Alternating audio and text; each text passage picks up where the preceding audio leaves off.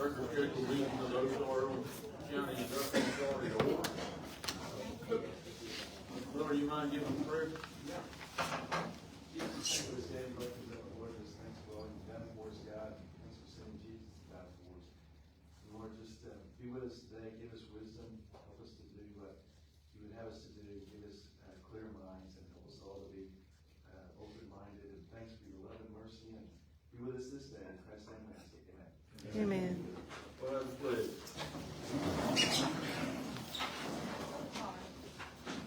Allegiance to the flag of the United States of America and to the republic for which it stands, one nation, under God, indivisible, with liberty and justice for all. Next thing on the agenda is agenda approval, and I'll ask for a motion to relax the agenda to allow for public comment. I have a motion, do I have a second? I have a second, any discussion? Hearing none, all those in favor say aye. Aye. Any opposed, like sign. Motion carries.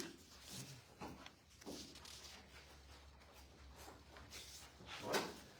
And we'll go ahead and open it up now for public comment. So if anyone would like to ask a question or comment, now's the time that we'll ask you to stand. Say your name, and then whatever your question or comment is.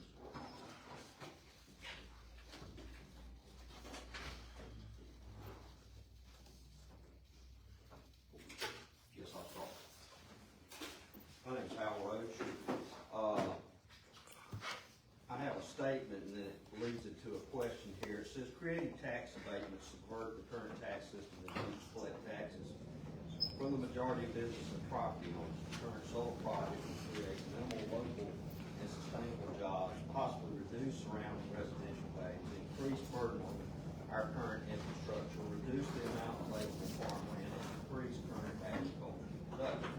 It will negatively impact agricultural related businesses in our area. The solar representative stated in the December meeting that without tax abatements, they could not be cost competitive. Why should a county and its taxpayers reduce the taxes via tax abatements for a company to keep it competitive in the current market when there's more equitable tax system in place? So that's my question to this board. Thanks for that. Yeah, I mean, that will be. The solar representative stated without tax abatements, they cannot be cost competitive. Why should a county and its taxpayers reduce their taxes via tax abatements for a company to keep it cost competitive in the current market when there's a more equitable tax system in place? May I speak? Sure. Yes. On the agenda, the board, I think, Chairman, plan on having a discussion along those lines at item 7, provide the information as well. And if you'll indulge that, absolutely agenda discipline, and I'll try to, and we will try to address that at item 7. Absolutely. Thank you very much. Thank you very much. The second question I have is there. Before you go to the next question, there is no such thing as a tax abatement, correct?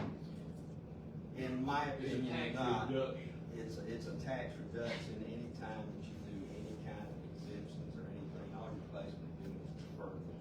But abatement is not in the state constitution either. I'm sure, not as far as I'm not an attorney. I'm As just, far as I know, I'm not sure. just asking. My other questions, and like I say, I realize some of this will be answered at the meeting, and that's fine. I'm really not saying you got to answer. Just answer that.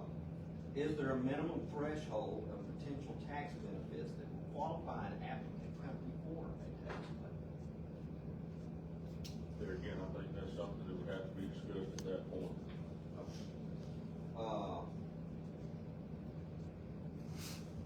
Will any future abatements be offered to existing industry in Irwin County for the sake of fairness in granting abatements? I think that's considered on a per case basis. We've looked at past. I think that to some degree is what the industrial authority is here for. What agreements are in place that the Board of Education will receive a fair share of payments collected by the industrial authority for any projects which are being considered for tax abatements? There are no agreements in place to my knowledge at this point. Wouldn't a Board of Education have to approve any kind of tax reduction? Or would it? It wouldn't, but typically you can, there are different ranges you can make sure that there's no tax decrease or impact on the Board of Education. So in a general way, you can there's ways to protect that income because we're cognizant of the importance to make sure the revenues is sustained. Which kind of leads to my next question, and it may not, be applicable here, for this board. Is there an overall plan for disbursement of funds received in place now? Not to my knowledge, no. Who would the fund, and this, I don't mean to interrupt, go ahead. Who would the funds come to? Would the funds come to the industrial, if anything was approved, would it come to the industrial authority? Or would it come to, the county board of commissioners, or would it come to the school board? How would the distribution, I mean, is there a distribution there? Yes, it follows the same pathway as distribution, collection and distribution bring tax. Okay. So you would have an assessment. Matter of fact, the state of Georgia has I suppose, to get ahead of it in the face of the emerging solar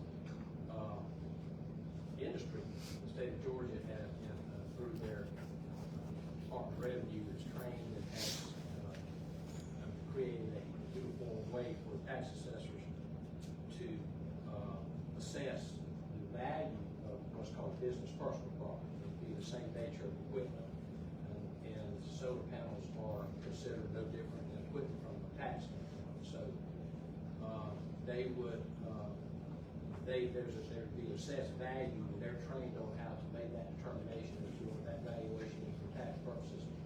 So let's say that equipment is worth $100,000, and say and you were giving some form of tax relief, just for math, we would say that you would give them a 50% tax relief, and so the taxable value, after you apply your 40% valuation, they would then apply a factor to that, just like they would any other, a piece of property, and then they generate a tax bill, and that bill would come to be paid.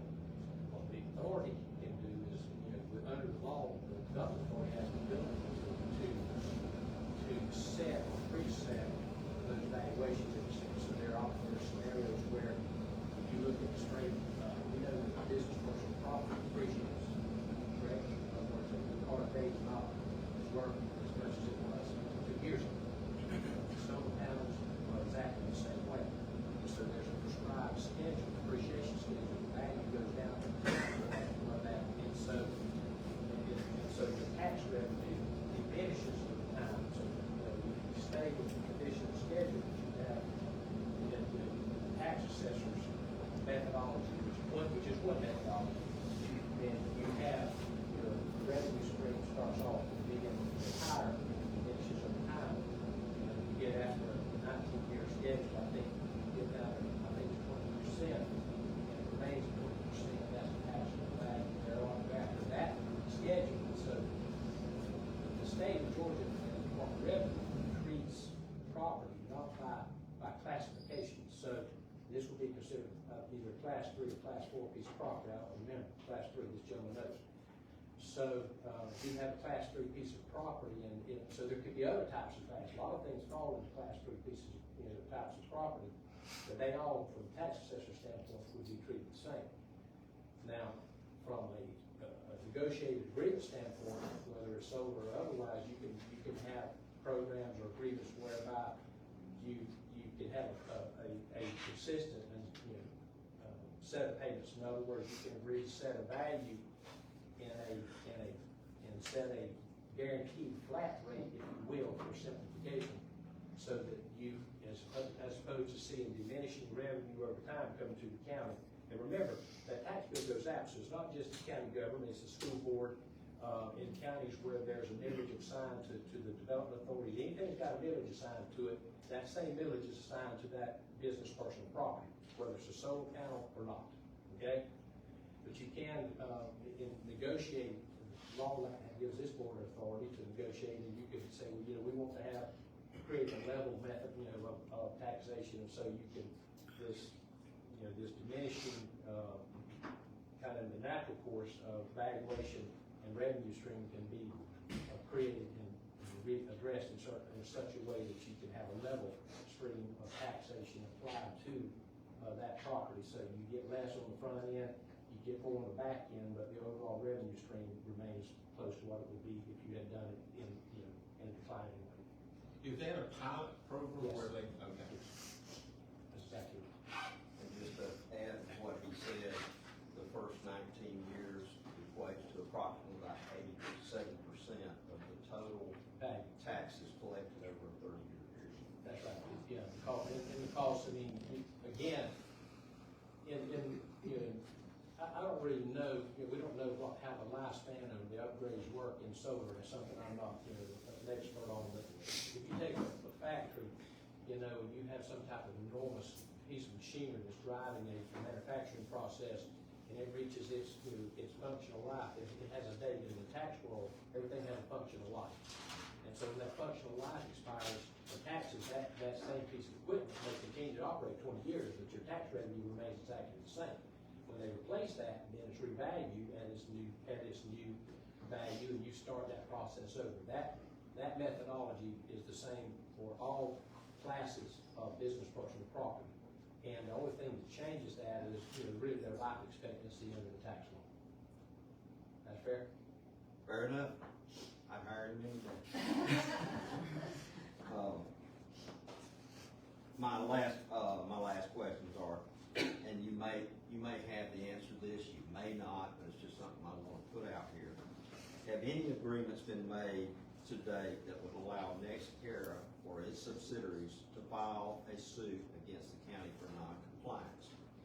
And then also along the same lines of that question, have any agreements been made to date that would allow a current property owner who is involved with NextEra or its subsidiaries to file a suit against the county for non-compliance? Can I speak to that? I wouldn't say that I've been, I haven't been to all your meetings. I'm not saying that I understand, but the answer to that's no on both county council. We're here, I'm not here representing the county. I understand.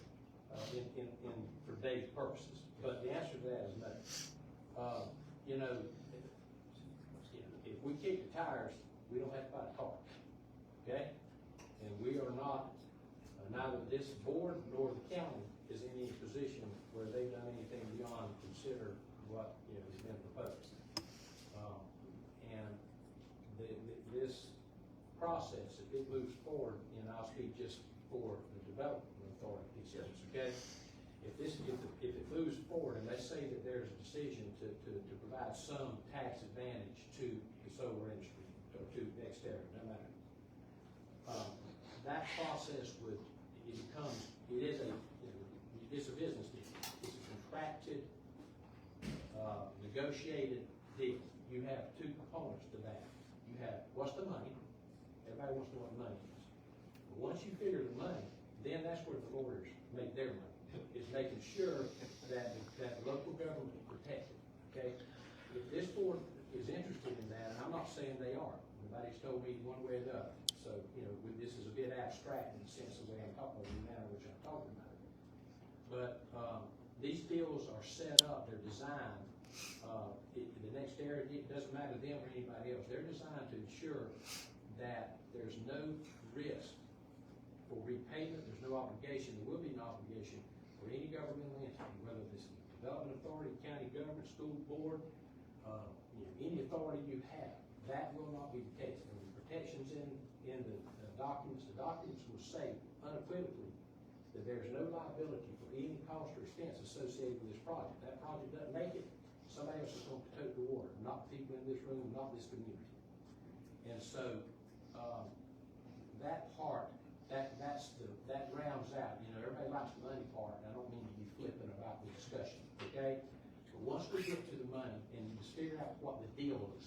you gotta figure out the second half of it, which is, okay, how does that look in application? What does that look like when it unfolds and evolves? And I'll go and jump ahead and speak, because I know the county has, adopted an ordinance, and part of that adoption is designed to try to also manage the eventuality of something like this. Over time, what happens with if they don't make it, the decommissioning, if you have to remove these panels, who pays for that? All of that stuff is in that ordinance to try to design, to push that cost and ensure that people, theoretically, not theoretically, in fact, this is a business. Okay, NextEra makes money, correct? That's right. So the people making the money are the people that need to carry the risk, and the other people need to tote the burden. Can we agree to that? In this room, everybody, right? And that's how the deals would be structured, to make sure that that's what the ordinance is designed to do. We don't have a crystal ball. If I knew next in 20 years exactly some method or manner by which NextEra wanted to deviate or do something that might cause problems to service delivery in our community or something like that, if I knew what that was, I'd write it in there today. But what has been done is try those things that there's been an attempt to anticipate what we know the natural course, the natural evolution, if you will, of the solar panel business and what it looks like, and where and people get invested, and rightfully so, about something new coming to the community. They call and they find out and they do enormous amounts of research, rightfully so. And you can find people that are in this space. If you want to be an attorney or no matter what it is, you need to do that research yourself. You not need to become acquainted with what the issues are. And there are scenarios where you have seen historically, going back a number of years, where there were no constraints and there were no ordinances, no parameters, and you see companies, I'll just take an isolated type thing. These solar panels are enormously heavy. When you start hauling them in there on a truck, and particularly, let's say that part of their access or ingress or egress is on a road that was built in 1950, and it has about a 40,000 pound weight limit. That's going to be a problem. And, so we have instances where there were no mandates and no requirements for those if there's damage to those roads, and I'm just picking this one out there thing, that they're like, look, that's your problem, not ours. So what we learned in response to that, what I'm going to call poor corporate citizenship, okay? Not every company is a poor citizen, we know that, right? But where there's evidence of poor corporate citizenship, we learn from that. That's the one thing I tell people about government. If we pay attention, we can learn how to get it right, okay? So your ordinance makes it that, endeavors to try to take those type of things and build protections in so that where those things happen, the community does not pay for whatever the cost may be for those repairs or those impacts to that community. On this side, from the development authority standpoint, you say, well, what would the risk be? The risk would be because the way it works, and I'll just jump ahead of the agenda, so if the board will forgive me, I apologize. But for abatements to be given, the authority has to take ownership of that property, okay?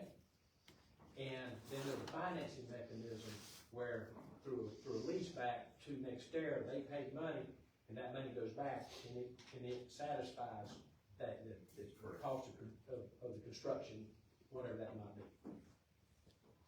So the rightful concern for this board and for the community would be, well, okay, does the board, because when we hear, well, wait a minute now, I normally can't get to drive off the lot with the car without me having to pay for it. Okay, that's our normal reaction to that scenario. But the legal construction of these deals is such by its very nature that the board and the community does not have that legal responsibility to repay that debt. These deals won't happen, and they would never happen if that responsibility could in any way, it blow back on the local community. We wouldn't have them whatsoever, they would be non-existent, there's no reason, zero, we're not the solar business, that's not what we do, okay? There would be no reason if we had any risk for us to do this deal. And Tommy, that's for solar or any manufacturing, right? 100%. It's for anything. That's any 100%. business. And that's where we do, if we get a tax reduction or a pilot program or a bond and lease back, there's absolutely no, financial back to the community. No. We're not on the hook for any of it. That's correct. Now, so I want to draw a distinction about, so I'm gonna take an area where that could not be the case.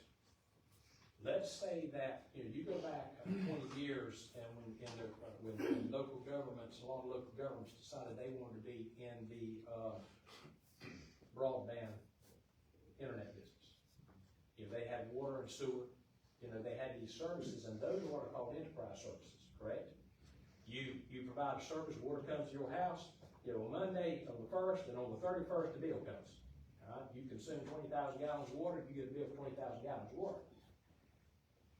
Governments, and governments say, well, we can provide broadband and internet services to our communities, and we'll set it up just like an enterprise organization, and it's going to be great. Well, the problem is they have a monopoly in the water and sewer business.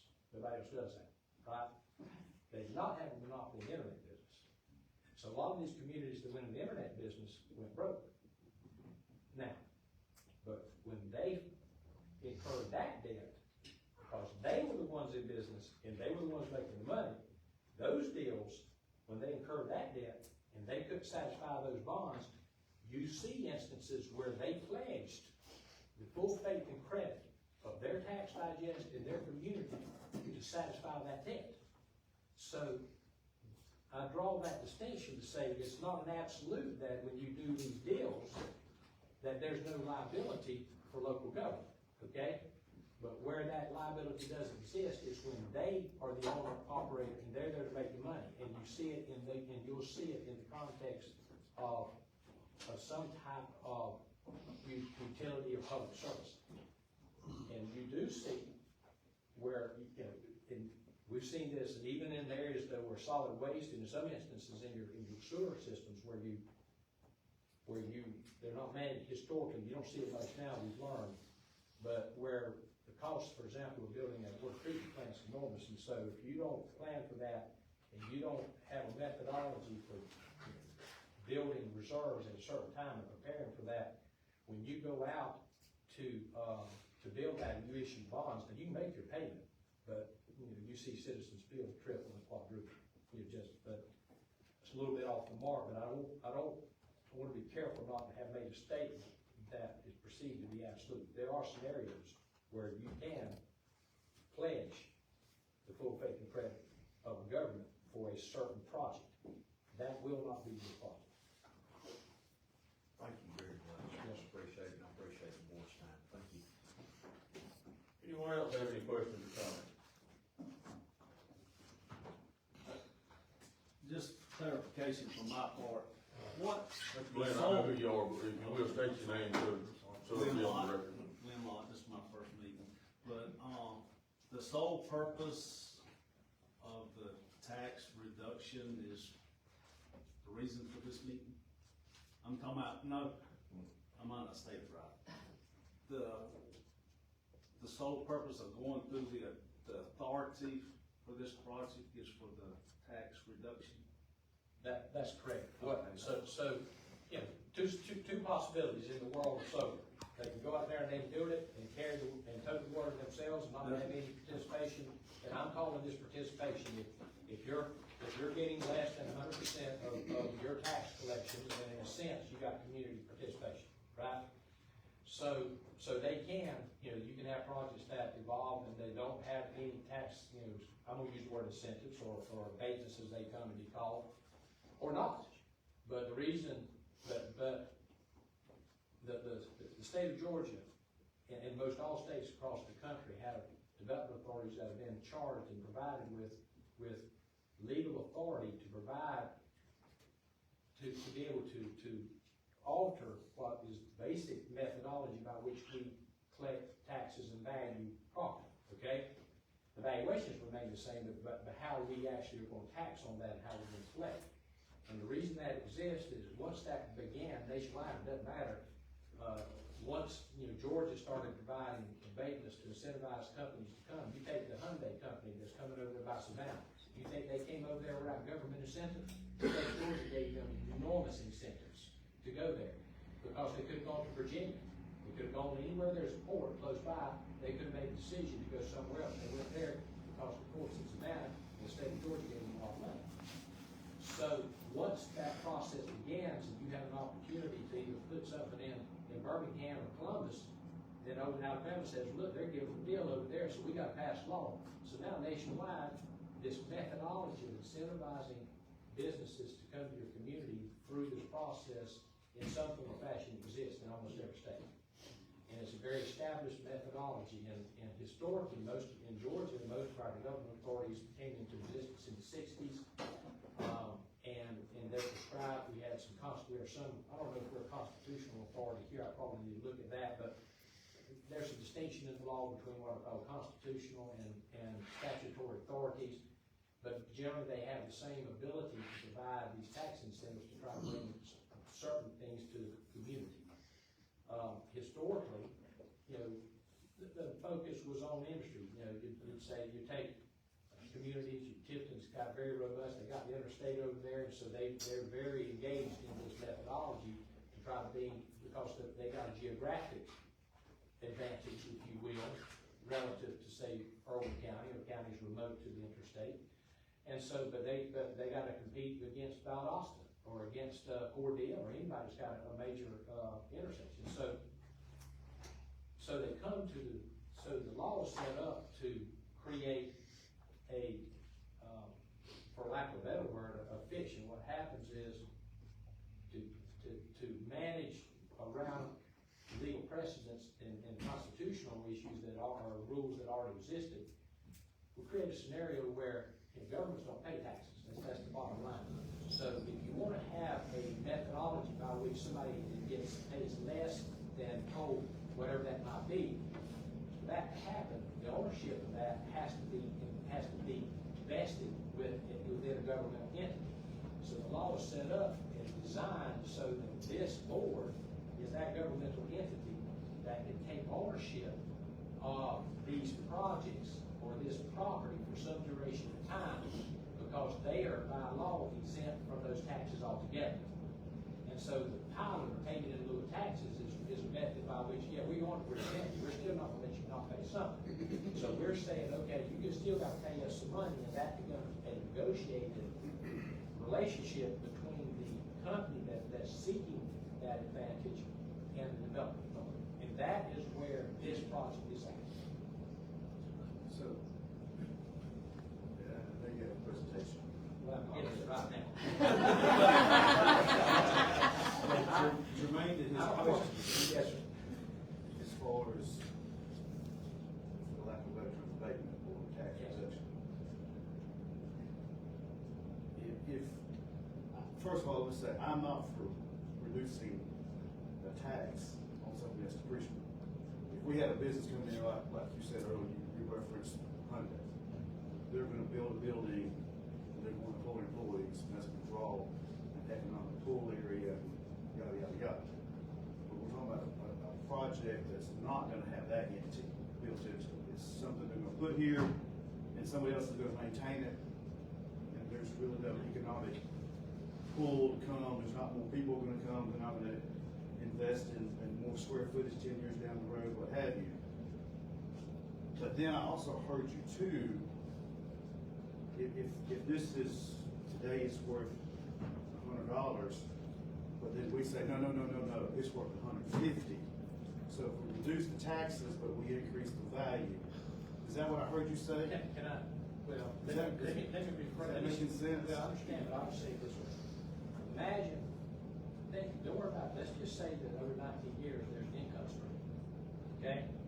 So for 19 years, even though it depreciates every year, so today this year I get $100, next year I get 60, next year I get 40, next year I get 20, next year I get nothing, all right? So in 4 years, I add all that and I have an average. So you can, this, in the traditional way, no matter what, I go out and I buy a brand new tractor for my farm, that thing, that's going down, the value of that goes down, my taxes go down, because of the value of that, and that's all pre-prescribed. People up there at your tax assessor's office, they don't control that, they don't manipulate that, they're audited by the state around it. But what you can do is you can say, well, here's the thing, we can affect the timing with that money you receive in the amount. So let's pretend that we're gonna receive $200 over 5 years, but it's gonna be, the first year will be 100, and it's gonna diminish over the next 4.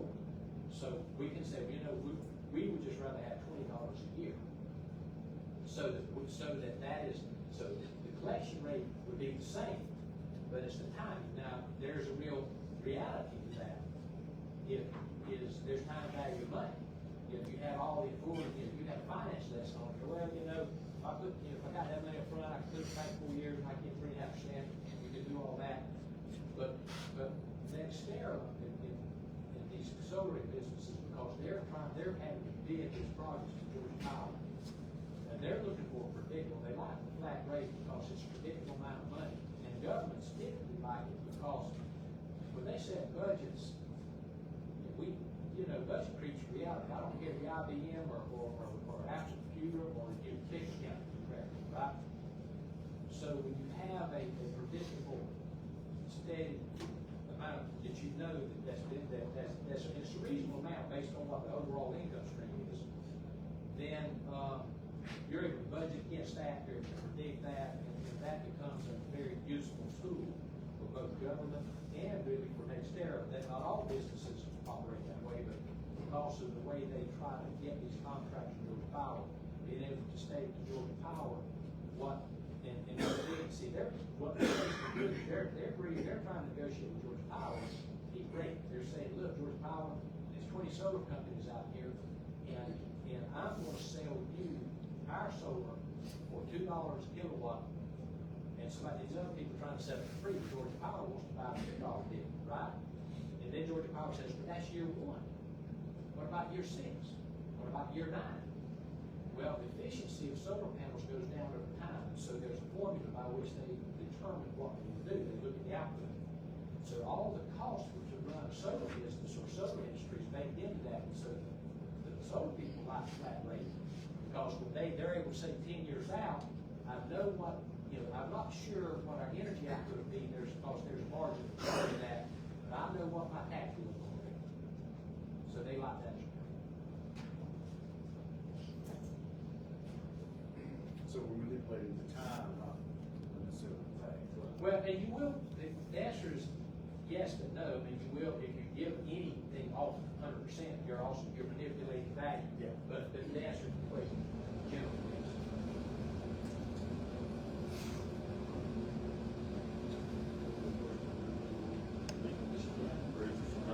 We'll take one other question from the public, and then we'll have to move on for time. My name's Lee Douglas.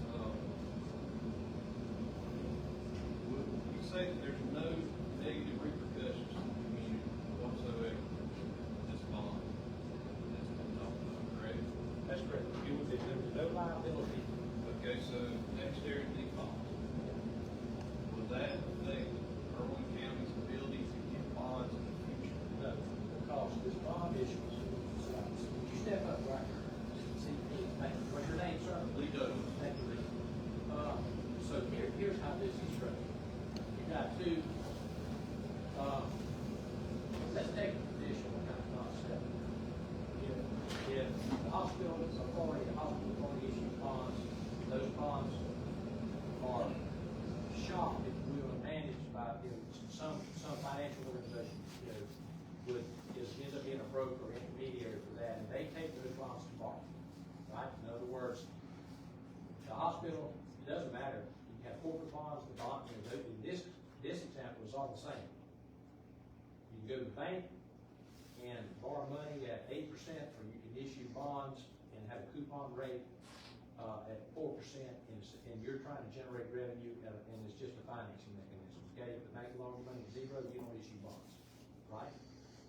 So the bonds typically in a traditional setting, they go out and they're valued, the quality of the bonds are rated, A, B, C, whatever, based on the stability, financial stability of the organization that's got to repay that bond. The investor buys that bond if it's a grade A, grade B. If it's grade B, they typically, there's a higher return because the cost of money is greater because the risk is higher. So that's baked into that process. They go out and yes, if that entity that issues that bonds can't pay that investor who bought that bond, then that's a problem. You have to default. And that organization, then there's a method they call the bonds, and in that scenario, there's collateral is established, you know, just like traditional banking, and you're into this thing, we can't pay our bills, you know, what's the dissolution process?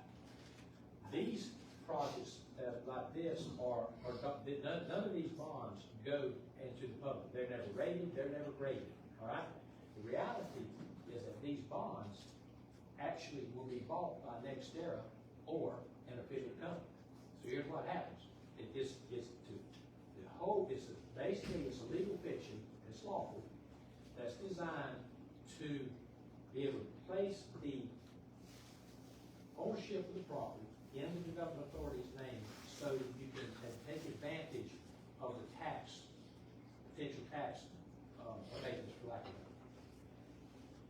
So they do a project for $250 million, let's say. And so bonds are issued because we're buying that in essence, right? So we can title, and it's just like a bill of sale. Bill of sale and an inventory comes to the development authority, right? They got a debt over here because they issued bonds to NextEra Financing at the exact same time. And so let's say that it was payment just like anything else. So let's say that annual payment is 20, or what would math be on, some math, 20 years on 200 million, what's that, 10 million a year? So we got a $10 million payment, let's say. You do a lease back to NextEra, okay? So NextEra, in that lease, because we own it, but they won't, see, if we own it, the person that owns it gets the revenue. They want revenue. We don't know anything about the revenue. That ain't our deal. They want revenue, so we lease that back to them so they can do what they do, which is sell power to Georgia Power. That lease amount that we get from them is the same amount that's for that payment to pay that affiliate company. So it's maybe not kin, but it's been kin to my daughter working for me buying her car. She's got a $500 month car payment, and so I say, look, okay, I owe you $500, but I'm just going to send that to GMC. Okay, it's the same thing. So the reason, so in this context, the paperwork that would create our agreement creates no liability, creates indemnity. And so the people that are carrying this, because there's no liability, the very people that have a contractual responsibility to make a $10 million payment to us a year, if NextEra implodes, then the shareholders are the people in the NextEra world, because they're publicly traded companies. They're the people that carry that work. By agreement, we do not carry that work because the reality is it's paper circling through us and then back to them. And that process, if on paper it appears, it has, just as you make payments, just imagine a coupon book. You carry coupons out, 19 years from now, we give them bill of sale back, so here's your property back, and you're down to the 20% number that we talked about, and you collect taxes on 20% is left, and that transaction's over. So, did you author the ordinance that was passed here in Irwin County? Yes. So in there, it mentions the owner Yes.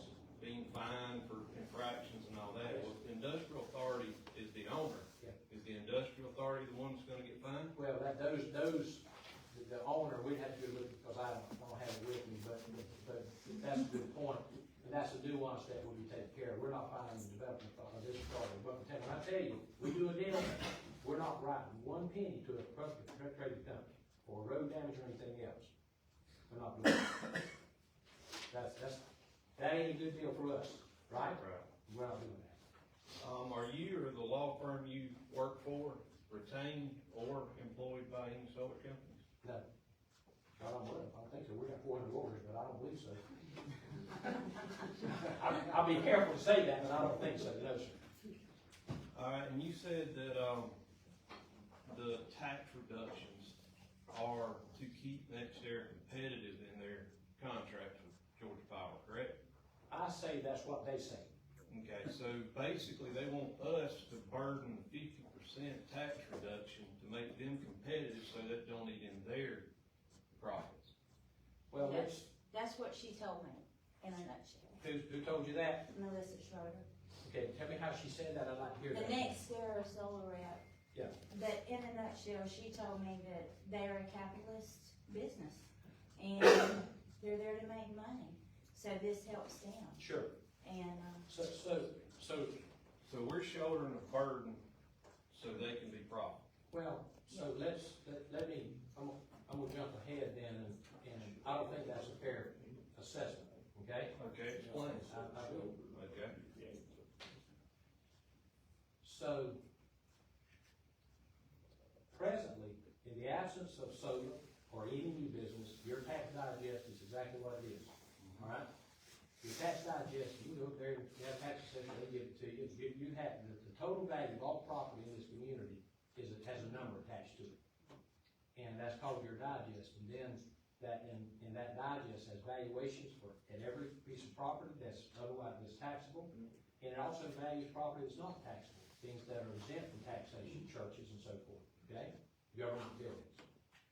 If you get down to a taxable digest, and then to that, depending on you have Cuba and you have other, we're a very ag community, and so you have all the ag-related conservation programs, you get down to a number that is the value that you're allowed to tax at, and you tax that at it, and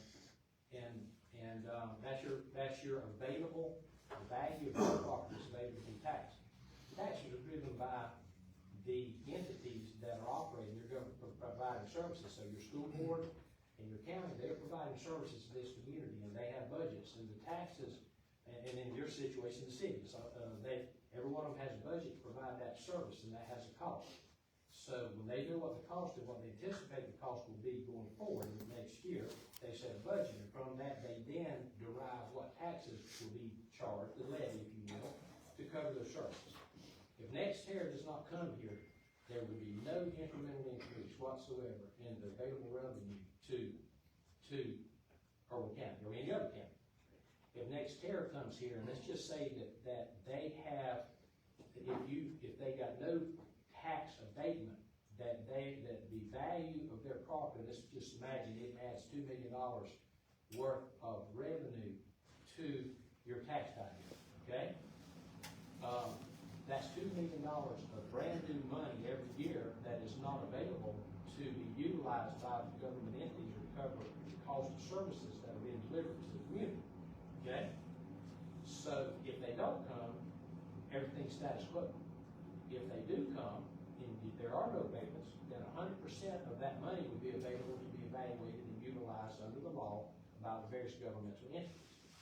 If this board were to give some relief, if you will, and let's say it was 50%, and that then instead of getting $2 million a year, you got $1 million a year, your net taxable income to your community is $1 million more than it would have been had they not come. So to recast your words is so that's not a tax burden on this community. And if NextEra were to make money, then that's what to your point, that's what they're here to do. What you try to anticipate are the impacts of having that type industry or business in your community, so that if it kicks off burdens like we talked about, I'm using the road just as an example, so that you make sure that the burdens, if there's some, something that down the road we can anticipate, decommissioning, where do these panels go? How does that manage? Who's going to pay for that? If they go bankrupt and you end up with a solar field out there, for 1,000 years, what's that about? Avoiding those things is what you try to do from government. That could be a burden if that's not managed. There's no doubt about that. And that's what the ordinance is designed to do, is to try to anticipate what those things may be and build in responsibilities for insurance and bonds and certain protection mechanisms, financial assurances, as they are called, to protect your community so you you know, there's not much benefit of getting $1 million worth of new tax money if you got $1 million worth of profit, right? Right. So, the goal is to not have that kind of expense, and to the extent that you do have new taxable property in your community that kicks off or generates new or additional tax money, then the real debate is around, you know, it could be around many things. You know, we don't want it, we don't like it, philosophical issues, those are all legitimate. I'm not, you know, but at the heart of it, the decision is, you know, as I see it, and nobody at the board is talking. What I'm saying is coming out of my mouth. Everybody on this board can throw paper at me and say, shut up, that we don't agree with that. That's okay, okay? But the real deal is that, to me, is that there's an opportunity for credible, no burden increase in tax revenue, if that's important to the community. All right, so the ordinance, y'all, sounds like y'all got it covered on protecting the county government. What about the citizens around it? The 100-foot setbacks from the dwelling is inadequate. That is placing a burden on anybody that lives around those. And so let me share this, and don't take this the wrong way, but that's not the decision we made, it's in the county. And that's a fair No, thing. that's something they need to consider in their process. And I'm not disagreeing with that. But that's a continued debate that you can have. That's fair, okay? And that's okay. I don't have an answer for that. I would tell you in writing, we looked at what, we looked at what's being done and what we perceive is suitable, you know, to try to come up with a proposal. All that's subject to evaluation by the county over there. Wouldn't that be something to actually speak to the citizens about, take their input on, rather than looking at other counties? That's a governmental decision for them to make it, but, Right. you know, they're your legislators. Right. And so, how they manage the ordinance and how they, chose to evaluate that, of course, is within their province. But, you know, if you have solar, you know, one thing, you know, the kind of things you need to think about, not you, but if one would think about is, if you have 50,000 acres of tract of land, and you have a 200 or 300 foot buffer, I'm just picking some number, okay, that's something, right? If you have 1,000 acres and you have 300, well, that's something. If you have 100 acres and you have 300, that's quite a different thing. So the buffer, when you look at the range of commercial applications that you can have in a solar setting, and you look at what you talk, what I'm going to describe as usable there's a commercially usable area that you can, that you consider. So, the ordinance doesn't, it tries to address some of those realities.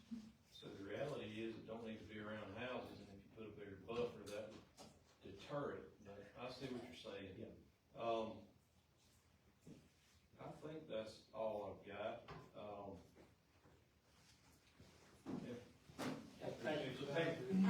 If you don't mind, I'm sorry. I left my $500 check with this board last month so that we could enjoy the presence of an attorney, and I really appreciate it. We have not cashed that check. I know We're you returning that haven't. check. But I was gonna say, when that check could go toward a second hour, that would be awesome, because this is very fascinating to me. The issue is we have a board that has to be present in order to vote on things, and if they have other obligations that they have to attend to, they can't be here, and then we can't vote. So One we of need the to move on questions to were a asked meeting. by a member of the board, and that took up a little time, so maybe we can have some more citizen involvement. We don't have a specific amount of time that we have to allow for public comment. We have allowed public comment. Deserves some time. All the things that you went over, that's all hypothetical. I mean, do we have a proposal that the industrial authority needs to vote on? That you're aware of? Not today. And is, in your, I mean, basically you were explaining different avenues of how things could work. But as far as you know, and I guess as far as the board knows, there is no proposal on the table. No, what you're seeing, and next year, they're negotiating these in other places besides here. They're big, they're, and that's good for them, maybe, whatever. But, what we know, and we can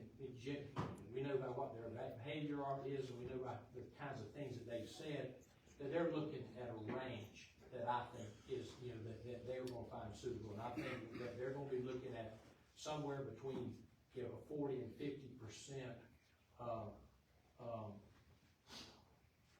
tax abatement in somewhere in that, in that range. In other words, the actual taxable value of the property, you know, that would be paid would be either somewhere on the pile would be 50% or 60, maybe up to 60%.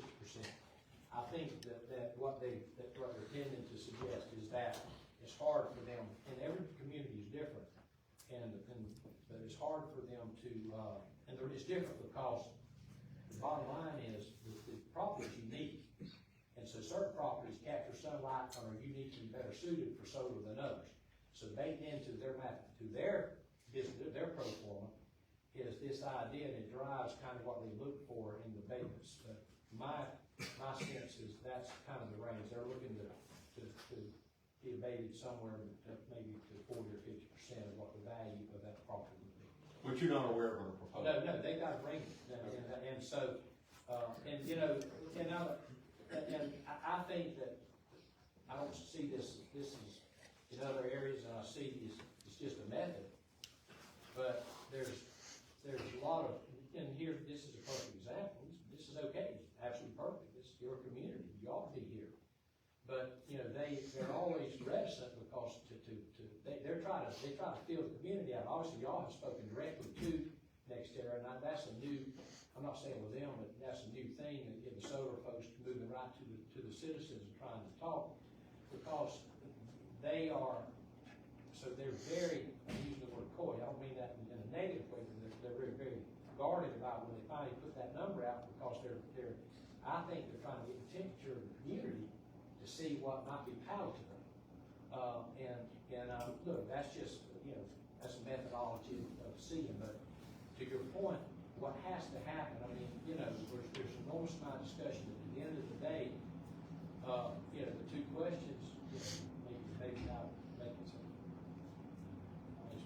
label things, so I apologize, but at the end of the day, to comment maybe one of the gentlemen, and kind of the theme is, does this board consider any type of tax relief of any kind, you know? And that's the threshold question for this board. And then once you make that decision, you then look at what the negotiated, you know, if you want to, if the property, let's assume today, then you have to decide how much you want, whether you do it, okay? When I was involved in a deal where we were trying to develop a large shopping center some years ago, and I thought that the financing cost, and I thought different aspects of that deal were, and the price that the local government was asked to pay to make that happen, I thought was unreasonable. And so, pro forma that was provided by the developer was contingent upon the amount of rents that they expected to receive from these big box companies like a Macy's or Dick's, something like that. And I said to the point the gentleman made, I said, well, you know, why should we give tax abatements? You know, they're Fortune 500 company, they can pay full rent. And what I learned was that they have, I think, 280, what we talk about today, shovel-ready projects. They can pour their money into one of them. And so, because they had everybody wants them to come. So they basically said, look, we don't have to make concessions. And so if you want to do the deal, here's the rent we're going to pay the developer, and that's what's happening. So NextEra, I don't know what we're not behind the veil.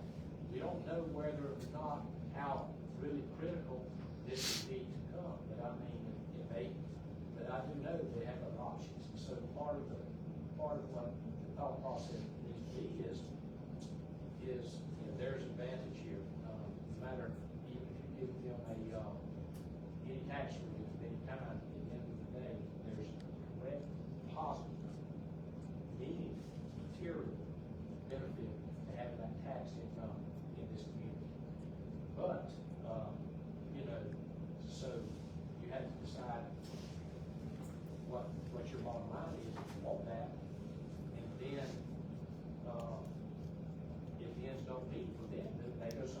that's just that, we're going down the road. It's just, that's plain, I apologize, that's not right. I'm kind of disappointed this got flipped, because I would have loved to hear more of your presentation. Well, Prior to public comment or questions, because well, you have brought up some things, I don't know if I could put you on retainer for a little while. well, let me share this with you, if you would. I didn't come with a PowerPoint presentation in particular, because, you know, this board has questions, and so, you know, I came prepared to do exactly what we have done. What I had anticipated, that if no one asked a question, if this board had not asked a question, or no one from the public had asked a question, by and large, what I have shared with the community, the citizens, and the board today is what I had planned to discuss anyway. The important things on my list were to make sure that the community understood that it would have no financial responsibility if the board wanted to do a deal. I wanted the board to understand that the deal would be structured so that it was not creating obligations for the community, okay?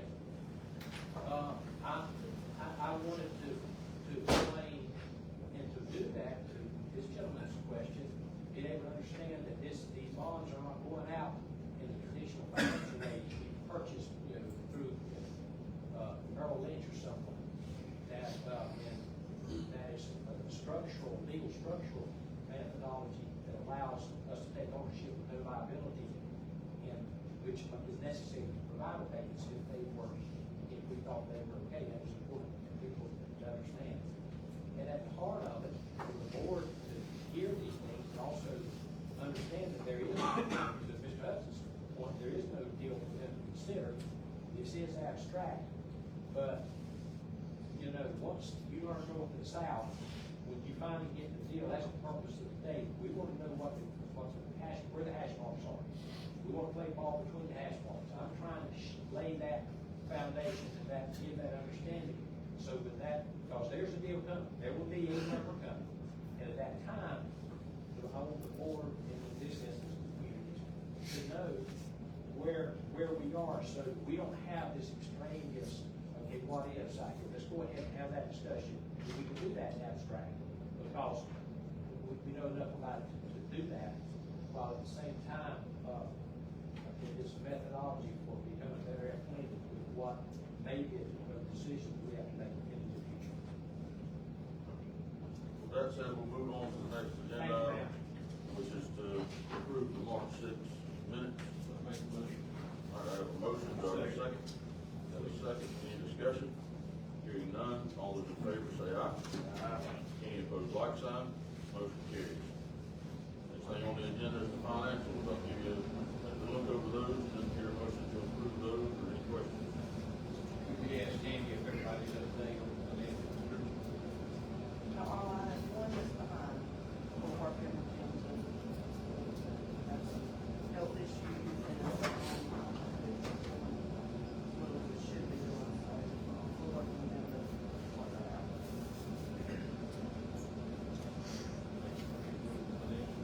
Have a motion, do I have a second? Have a second, any discussion? Hearing none, all those in favor say aye. Aye. Any opposed, like sign, motion carries. Next thing on the agenda is economic development report from Ms. Susan Drew. Turn the floor over to you. All right, great. Actually, there's a lot going on in the county besides SOA, believe it or not. And in fact, the question was asked, are other businesses, current businesses, future businesses assisted?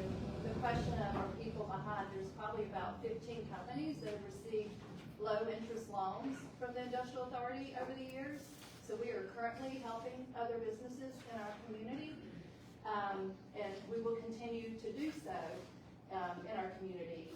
As businesses want to come to our community, we need our community to work with us. For example, we had a florist, somebody wanted to put a florist downtown. We're having Walter's working with us, and a lot of times we have a hard time finding buildings to put these businesses in, or property to put these businesses on. So we need to work through those. Walter, I don't know if we're gonna need a vote today, but you can help me on it, but the TIA fund campaign for the 2028 renewal, so that seems like a long way away. Can you explain what the TIA is, Walter, since you're on the board, real quick? Real quick, it's the Transportation Investment Act. We are myself and D.W. Harper are on the board. We are in the Southern Georgia district, which comprises, I believe it's 13 counties from Ben Hill down to Charlton. We are in the same district of Valdosta and Tifton, which produces the lion's share of the tax. Irwin County and all the small counties benefit. We're the weakest in the chain link because of our revenue. We have benefited greatly by the Transportation Act. I think Scott can tell you, whenever the previous administration was in debt, we received about 50,000, sometimes 40,000, sometimes 55,000. So I say around $50,000 per month from this tax, and then that's just discretionary funds. That's money that can be used for the county, anything that's dealing with roads, period. Even pay the superintendent of the road department. So that's helped the county greatly to receive that kind of money that they can use. And that's only 25% of the money that is collected. The other 75% are to projects. I believe the Evergreen Road was done. Evergreen, Metal Arc, and I'm not sure if Otisville was part of that or not. I know the new round there's $7 million worth, a little over $7 million worth of projects. But it's completed about 4 projects, that's highways that you travel on. And what they're asking is that each county participate and give some money to to put in the newspapers and different avenues of advertising to promote this project. Valdosta's gonna be against it, Tipton's probably gonna be against it, but all your small counties are gonna be for it, and that's what will make it go back in. If the small counties do a little bit of research and find out the amount of money that we receive. So they're asking each county kind of apportionment of what you get to give a percentage, and I think our percentage was asked about $5,000, if I'm not correct. Right, yeah, That's kind of a nutshell, but I'll be glad to explain it after the meeting, anybody wants to talk. yeah, so Christy Moore from Lowndes Chamber is leading the awareness campaign. This current one does not end until 2026, but they wanna make sure that they're ahead of it, so when it goes through the voting process. So basically, they requested if the Industrial Development Authority would contribute to that marketing budget. Tammy went back and looked through the records and wanted to see what we maybe contributed in the past. We couldn't find that we had, or anything of that significance. They requested $5,000. The one thing I was thinking is, it looks like right now on the discretionary, or the local distributions, we're receiving about 4%. And the bottom 9 counties are getting 4% or less, and then the top 9, there's actually 18 counties in our group. So my recommendation would be the board to approve up to $5,000 to support this campaign, awareness campaign, but we would negotiate with them that it's based on the percentage potentially. So like, right now, if each county put in $5,000, that would be a $90,000 budget. So our 4% would be $3,600. So I don't know if you want a word of vote that we would do up to 5,000. Well, since I sit on the board, I don't need to vote or to. Right. All I'm doing is presenting what it's done for Irwin County. So I don't think it would be fair or right for me to. So Scott. I'm not trying to sway the board. No, I think that's proper. I think it's proper. I would like to have a motion to approve $5,000 to go towards it. I know what it has meant to Irwin County as far as the contribution it's made. If this fails, not only do you lose what Walter had mentioned, roughly 50, it's been as high as $60,000, I think, especially during the Christmas season, whenever you have a lot more spending. But not only that, we have, I forget if it's 3 or 4 roads that are proposed to be resurfaced in Irwin County, at a total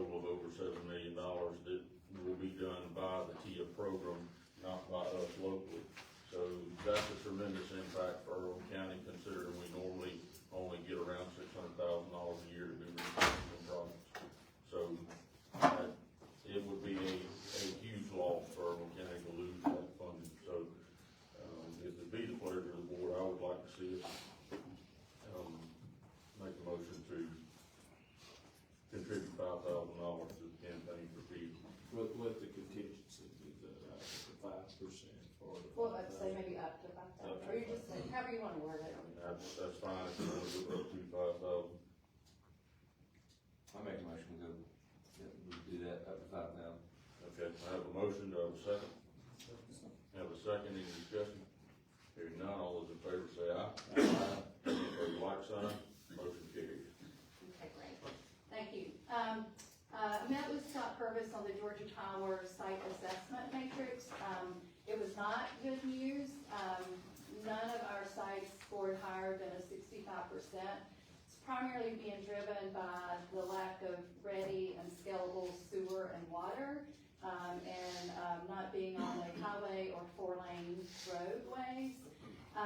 There were 3 plots right outside of town that didn't show up as the top 5. In fact, our top one was across from a residential neighborhood, which we know does not work. So I asked them to go back and look at those 3 particular plots. So once we get those, we'll know where they are. But what it does is it just confirms that what I keep hearing from a lot of people in the industrial development area, especially in the rural areas, is we really need to focus on our current businesses and how do we make sure that they have the resources and tools that they need to grow and to contribute to our local economy. So we do have some opportunities, like Suzanne and Chris runs a great company. They're growing like crazy. We want to make sure they stay here in Irwin County.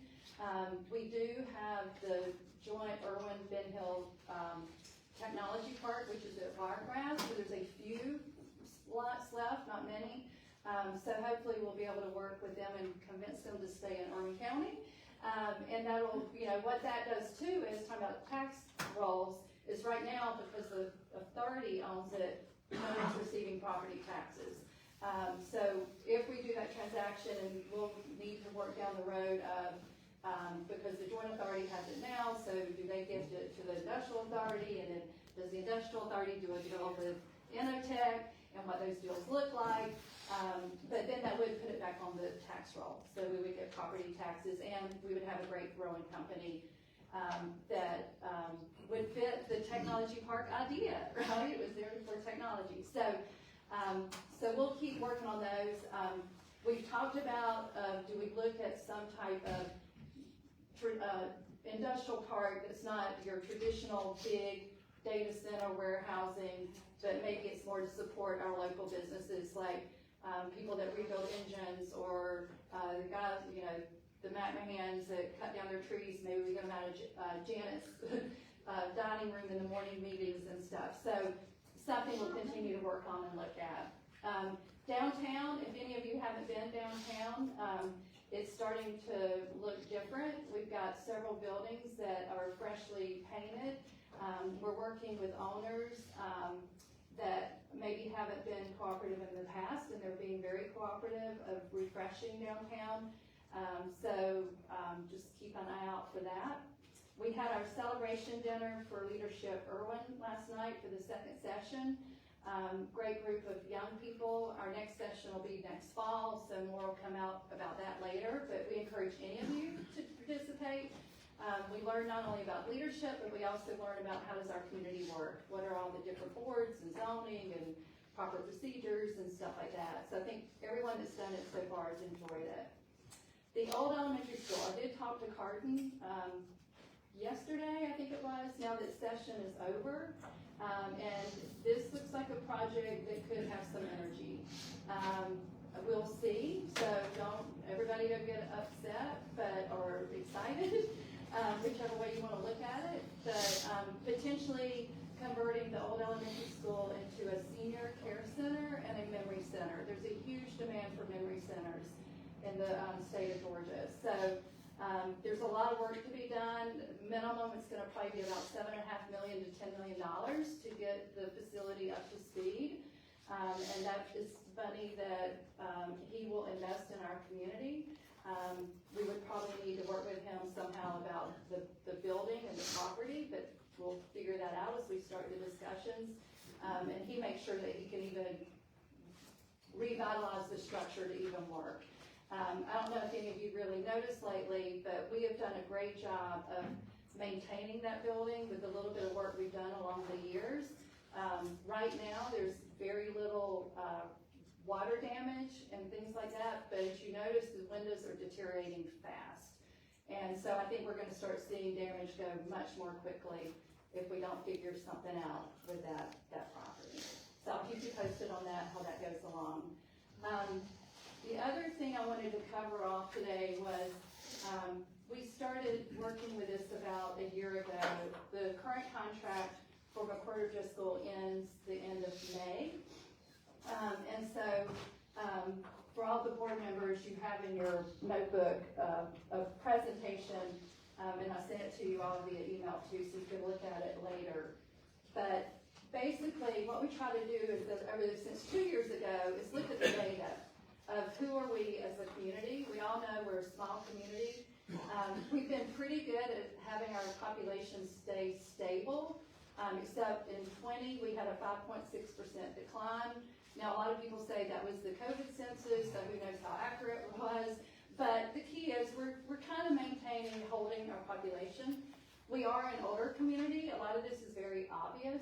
The average for the state of Georgia is 37 years old, and we're averaging at 40. Unfortunately, we rank very low with other counties in Georgia on our health rankings. High diabetes, high obesity, not very active lifestyles, very high smokers compared to other counties in Georgia. And unfortunately, we have a pretty high poverty rate and a lot of children and seniors that are living in poverty. But the good news is we have a low cost of living. So if we don't have a lot of discretionary income, at least it doesn't cost a lot to live here compared to other communities. Our unemployment rate has been pretty stable, which is good. We're trying to get some more data on this because it's kind of interesting. Of the 18 to 65-year-olds, we have about 5,300 people. And so of those 5,300, 3,000 are employed, about 1,000 are disabled, and then another 1,000 not participating in the workforce. Now, there's a lot of hypotheses that those not participating, a lot of them are staying at home with their kids because of the lack of child care or the cost of child care. Another interesting statistic is about 2,000 people leave the county every day to go work. But then on the opposite end, about 64% of those that work in Irwin County live outside of Irwin County. So there's some kind of disconnect of the skills that are here that are leaving versus the skills that are coming in to work. And we're trying to get that data to see what are the skills leaving, and we're having a hard time getting it, but we've asked in a lot of different resources. Because I think that would help us figure out how do we keep them to stay here if we can really figure out what those skills are. We have 109 employers in Irwin County. An interesting thing, of the top 10 employers by number of people, only 4 of those are private or public or private companies. 6 of them are education, healthcare, social services, government entities. So our top employers are basically our government, social services, and the hospital.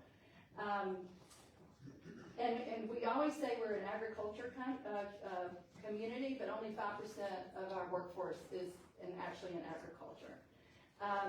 Also, if you look at the revenues coming in, agriculture brings in about $118 million in revenue, while Forest River brings in about $150 million. So as far as we know, they're our largest employer. We don't know about our private employers, so maybe some of those are bringing in more revenues than that. It's not surprising, our retail is only $32 million, and our food service and accommodations are only $2.1 million. And then the other interesting statistic, if you will, is that 56% of our households have income less than $50,000. So not a lot of discretionary income. 33% of our households have household incomes between $50,000 and $100,000. So that's the data, very top line data. But there's, as we look at it from an economic perspective, we have to look at some key platforms, if you will, of what other people look at when they decide to start a business here or not. We know that the city has some financial and administrative issues. The good news is the mayor and the city council are doing a lot of great work to get that cleaned up and get our audits cleaned up so we can get grants. The county has done a really good job over the last 3 years getting some wasted spending taken care of, cleaning cleaned up their financials, cleaned up their audits, stabilized the hospital, supporting the drug task force. So good things that are going on at the county, but limited services due to limited funds for both the city and the county. The point that Tony made earlier, you got a certain level and that's all you can do with that level. We talked about the traditional industry park, where that's a hard one to go against. So we've got some uphill battles when it looks at how do we continue to help our community grow and prosper. But we have some shining lights too, like we've got one of the best school systems in the surrounding counties, and we should not take that for granted. We should do everything we can to make sure it stays that way. And the other good news is that 2 years ago, about 100, in this very room, about 100 community citizens came together, from Nate Phillips at 17 at the time to Ms. Melvin, who was 95 at the time, working together on what's that vision for our community. And that's where we came up with a community that cares and connects, building off the work of our past and led by our youth. We have a great number of young people here that are in their late 20s, early 30s that are they've chosen to come back home and raise their children here. So we need to help make sure that that was a good risk for them to take, because quite frankly, sometimes it is a risk when it's a difficult situation. But, you know, we have to look at realities too. One thing we say is we never can sugarcoat reality. And we say we're a community that cares and connects. And quite frankly, we haven't really cared and connected with each other very civilly. And not just in our government meetings, but just looking at the fact our schools are on probation and we're being fined in the stands. So we really, really should look internally, all of us, of how do we behave, what kind of role models we are, because those are the communities that succeed, or when the city and the county can work together and the community is working together to try to help bring us to where we are. Some great things have happened in the last year. We got a $200,000 grant from the Georgia Center for Rural Prosperity, and it was a no-match grant. It was $200,000. It was to Second Century Ag. It was to help keep them going while the laws were not in their favor. The great news is the legislature this session just changed the hemp laws that will tremendously help Second Century Ag. So we should see that company hopefully start to grow, start to hire people, or start to bring the visions together that they hope to do when they set up camp here. We got a $50,000 marketing materials for Code Red Guard, and again, that was a no match. It was from the Rural Prosperity Center. And Code Red Guard, if you don't know, it's all about protecting our children in schools from active shooters. Unfortunately, we hate that we have to have that. But that company is here. They manufacture elsewhere because we're not set up to do it efficiently here, but they can build a great sales and marketing national company, and they're doing a lot of great work. We've got a couple of grants outstanding. Hurricane Michael for the roof. We should hear day or night any day now. And the Georgia Department of Transportation, we applied for a landscape grant in front of Ross Equipment. So one of our strategies was make sure we look great as you come in and out of town. They still have not awarded that grant yet either. So we're focusing on action, and we're focusing on a sense of urgency. And so with that, there is a picture of tomorrow, a great picture for tomorrow. Focus on retail. We've got the Downtown Development Authority. It's gotten much more active and aggressive and working to really make our downtown revitalized. The old elementary school I spoke about, that's going to be a key cornerstone of our community. Some type of small-scale industrial park to help our current businesses. And then we've talked about making Irwin County the Southeast Farm Tour community. And the Department of Ag is going to come visit with us sometime this month to help us maybe pilot that and pay for someone to help see if we can make that work economically for the whole community. And then we've got to get some public-private partnerships going for housing. So with all that kind of summary, our contract ends in May. And so what I would like to propose, I think it's time to hire a full-time economic development director. And I wanna make sure that we don't, if only one person applies, we don't hire that person just because that's the only person that applies. I have crafted and I've sent you guys all a draft job description of what that person could look like. And we need to, at some point, decide what the budget is for that person. At the end of our 6-month contract, I recommend that Reporter to School goes to a month-to-month contract. It takes us 6 months to find that person, it takes us a year. I am not resigning. I am transitioning so we can have someone full-time focused on bringing these plans to life that we put together. We have a winning playbook here. We just now got to go execute against it. So I will help, I'll keep doing what I'm doing, you know, with the time I'm giving, to keep these things moving. I'm not backing off, but I do think it'll take us a while to find the right person to help guide us to the next steps. And no vote today. I just want you to be thinking about it. Over the next month, I would like for you to review the job description, so at the next meeting, we can vote that that is the job description that we'd like to go search for that full-time person. So any questions or comments? Well, that's an excellent report. I mean, tremendous amount of data, and I think it's a good plan for us to lay out. I don't know how we ever come across this data on our own. So thank you. Thank you, Mr. Beardsley. All right, next thing on the agenda is for Tony Rowe. Anything you wanna add? Or if there's any Well, questions? I'd like to see, I'd like this part of the discussion to answer questions that may remain just for the board. By and large, I think the only thing that wasn't covered, in some of the discussions with the community is, I have been in communication with a lawyer, that represents Nextera for the purposes of saying, I don't know where you're all at, but, we can't make decisions without him, we can't make decisions without seeing what the agreement's gonna look like. I've asked him to prepare whatever the legal documents look like. It doesn't matter what we say, it doesn't matter, we drink coffee and think we've got an arrangement, but at the end of the day, what the document looks like is very important. So I've asked him to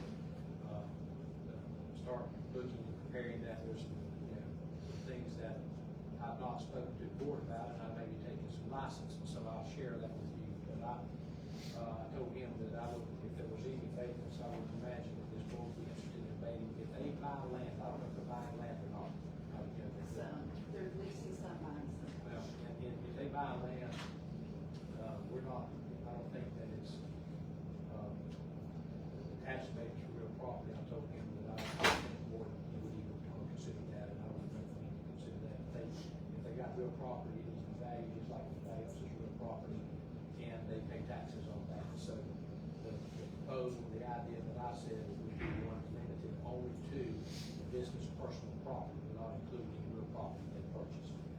And I told him that I tell the board that I expected that was my recommendation. And I've asked him to look at what the document would look like. I also, we don't know,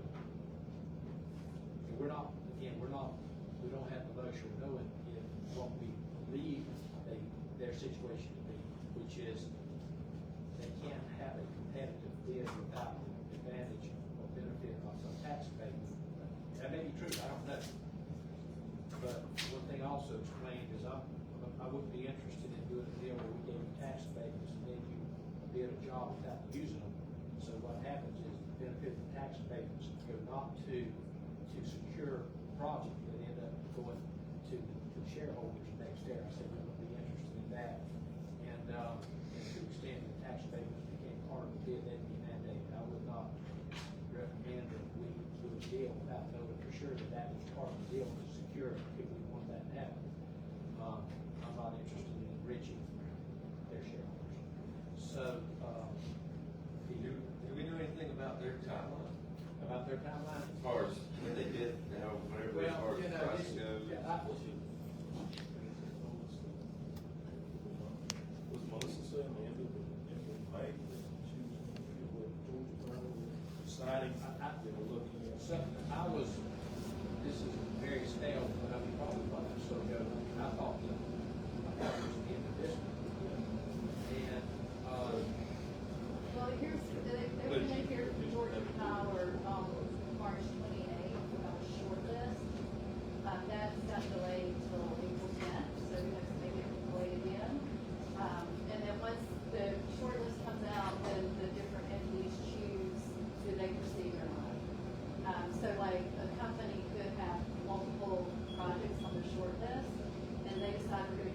project, not this project, and this project.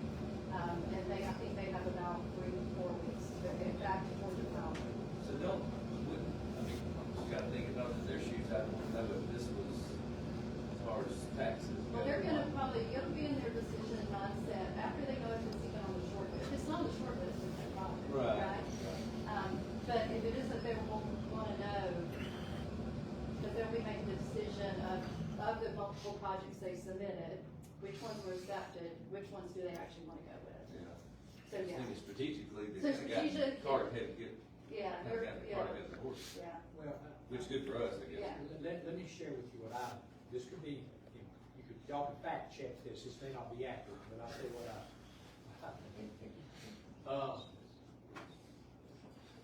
I'm given to believe, we had a discussion earlier with some other folks, but I'm given to believe that, you know, Georgia Power is in desperate need of immediate energy production. The growth of Georgia has outpaced Georgia Power to some extent, their infrastructure and their ability to have predictable, you know, power.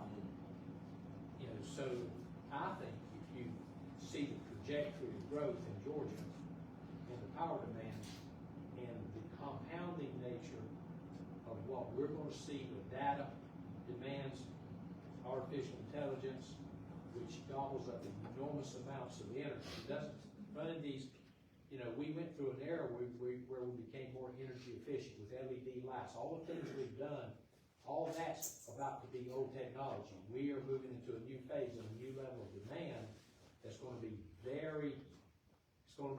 the demand on energy is gonna be very gluttonous. And it's gonna take a while for us to find energy efficiency in these new environments. So Georgia Power has got to try to keep up with demand, I believe.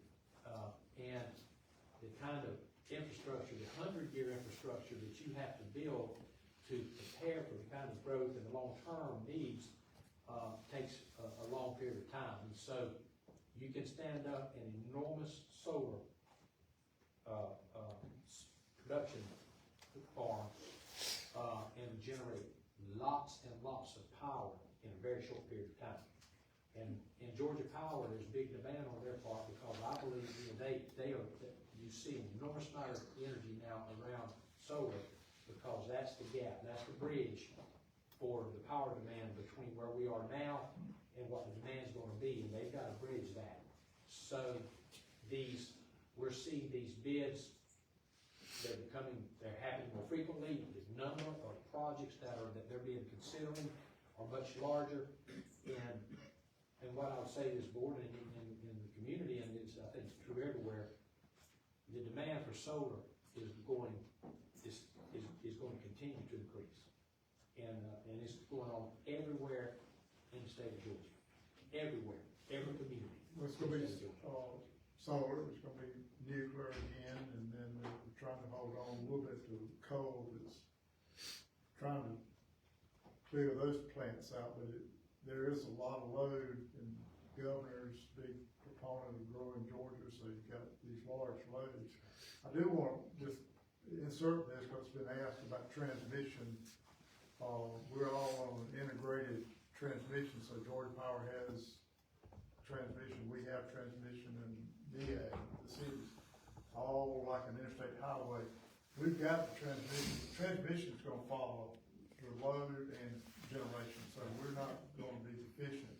So if that question comes up, And you can keep up with it. I mean, that demand, you know, the ability to stand that up and respond to that. right, is we'll much better. respond to that part, is just the generation, and there's talk of another nuclear plant, but smaller and less complicated. And I think to your point, that is where Georgia Power will go, but Right. solar's not a fad. I think that's what I'm trying to share. Solar's a real thing, and it's gonna be with us. Are the other companies besides next year, all I hear is next year and next year, but are there other companies that are and you probably don't know, but I mean, you know, if we hypothetical and everything, is there other companies that are behind next year? And then when we do something, if we do something, again, a hypothetical, will that set a precedent, or can we change our minds and say, well, we want to do it different? You can change your mind. This is business. Okay. So, yeah, wanna incentivize something, you can determine that. Whether we do anything or do a little bit or whatever. That's his board, that is within his board's province. Now, I would also say that you're seeing emerge, you know, more from kind of a methodology standpoint, where boards or communities are looking at, okay, we're gonna consider providing these abatements, but they start setting thresholds in terms of size or power. So, you know, to me, I've seen some of that. I can't tell you that I'm overwhelmed with the logic of it, but there's some madness to apparently that methodology where there's been a lot of demands. You have to understand, right now, we don't know what the future is with solar. There's a map out there, probably. You know, solar's gotta be within a certain distance of transmission. So you can take the suitable current infrastructure, and you can go a certain distance with that, and that's the only place you're gonna put solar presently in the state of Georgia, Mississippi, Florida, it does not matter.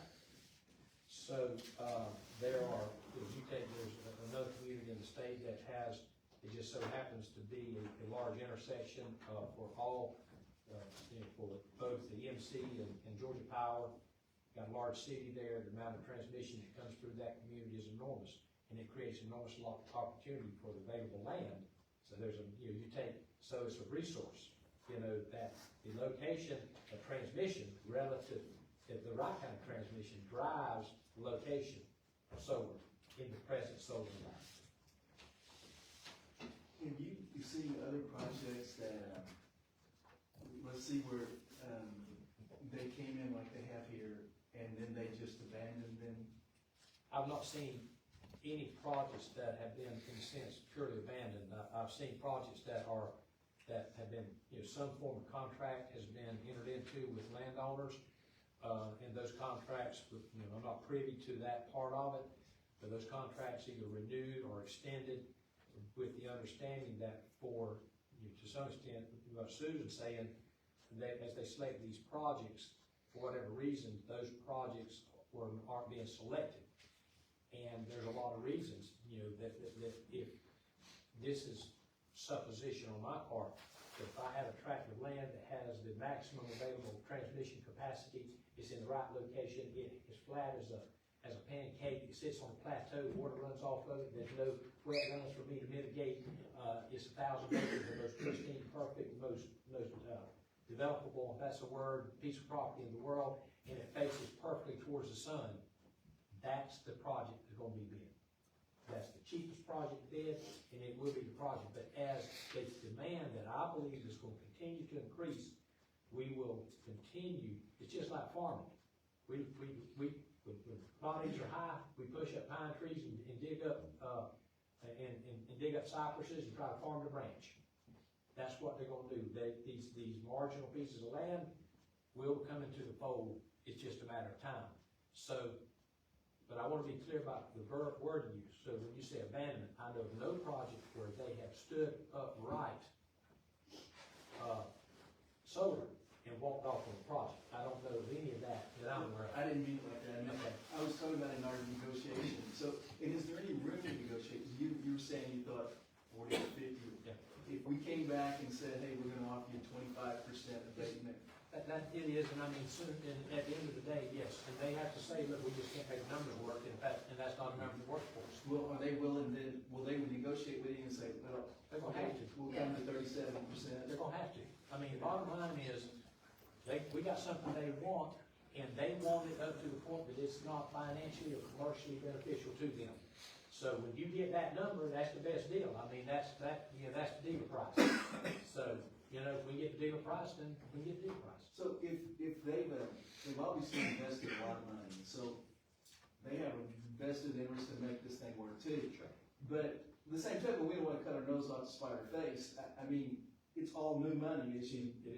And this county needs new money, very, very bad.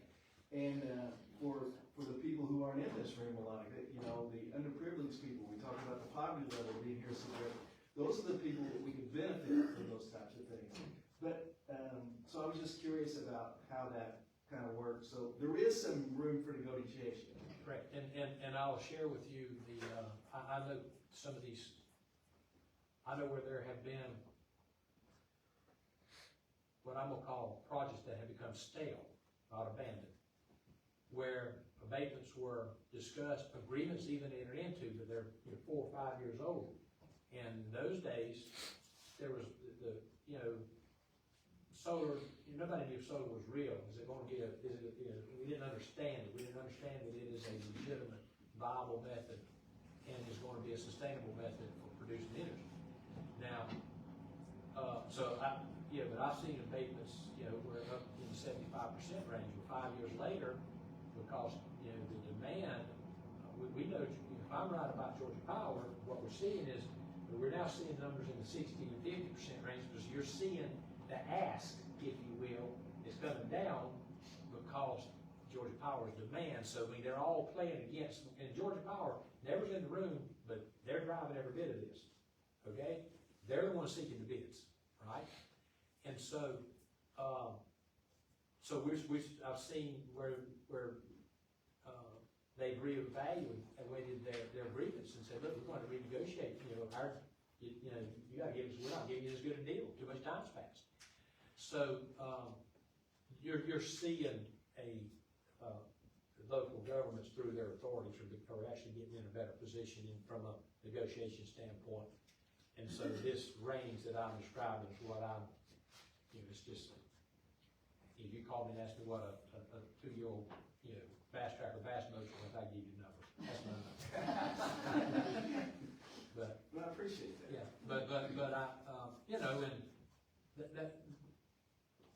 and that, it might well be, let's imagine this, you might say, look, we're good 35%, I'm just picking a number. They're saying, okay, we're not doing it, because they got another project that is better suited for them today, and they bid the other project. They may be back in 3, you just don't know. And it's the scenario, which like most business, everybody's got the holding cards, and we just don't know their cards. Speaking to you, Early County is running out of transmission line. I talked with the IA guy down there, Mike Newberry, and he said, listen, we've been doing it since 2018. Been a good, now they were with Silicon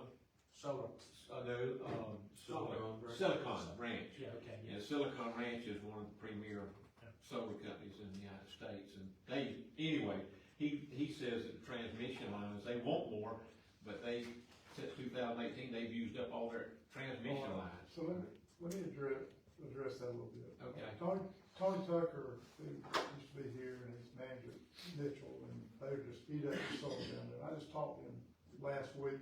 He's on the GTC, Georgia Transmission Board, which is EMC transmission. So he's on the board.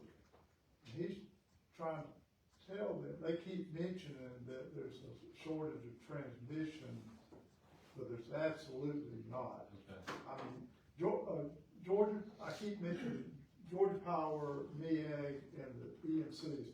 We have all got to, based on generation, have a balanced transmission. In fact, it's allocated to the amount of generation you own, that you have to ante up the dollars. Either you gotta build it, or you gotta put the money there.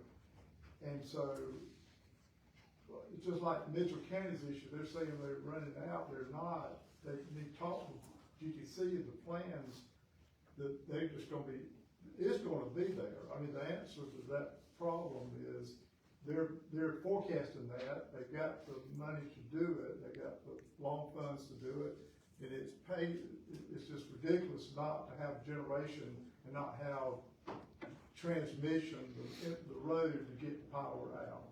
So will they have to come in and build transmission lines? Yes. So like if I got transmission lines coming through my house, they'll have to build Either build or stack on top. I mean, just like When you say stack on? well, just the line that's going down the side.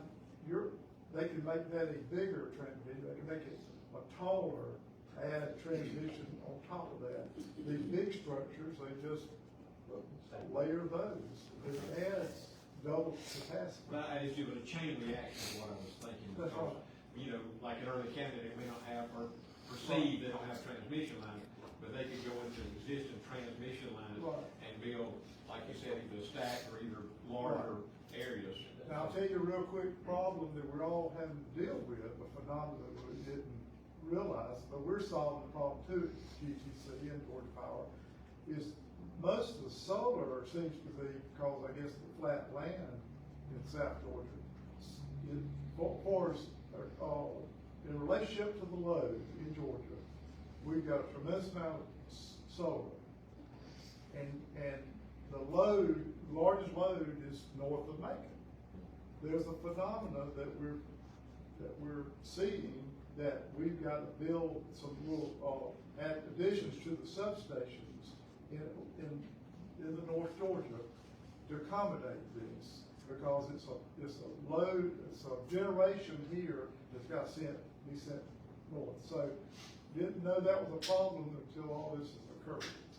And so, but we're solving that problem. We're building, GTC is, and I'm sure Georgia Power is too, building these small substations next to the substation, put equipment in to solve that problem. But that's probably going to lean toward also trying to get as much solar north of Macon too, when you can. I'll tell you one other thing. Our solar company is starting to look at smaller sites rather. The larger, the lower the cost per kilowatt hour, you get down 2 cents, 3 cents. But we're also, because of transmission, because of location and size of property, going to smaller. And even so small that you wouldn't even have to have a substation. You could, like we build ours at Fitzgerald, we could put it on the distribution line. So it's going to be more of that, I think, in our future. Yeah. But that can help tax-wise too, but smaller. And when you say smaller, would you talking about 100 acre or less, or? Yeah. Yeah, and a 100 acre site can generate an enormous amount of power. That's right. I mean, it generates a lot of power. And it doesn't require a big transmission? That's right. Okay, I got you.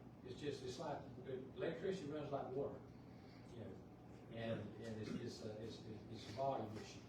So, the more volume you got, the bigger the wire's gotta be, just like mine. Exactly. When you put it on that transmission, it has no, you don't know.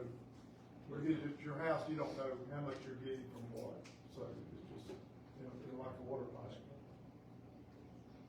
And would you possibly know about Bill 300, going back to Mr. Miller's question about abandonment, in the House, they passed Bill 300, and I know it went to the Senate, and I'm not sure if it passed, and for the governor's signature by chance. It's for the state to establish when somebody does abandon, so if it ever happens, a solar field, or if they bankrupt or whatever, that bill would establish the state of Georgia would have a cleanup pool.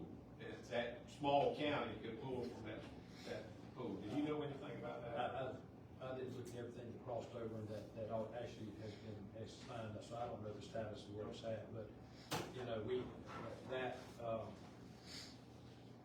currently what local governments are doing is that they're managing those things through the insurance industries.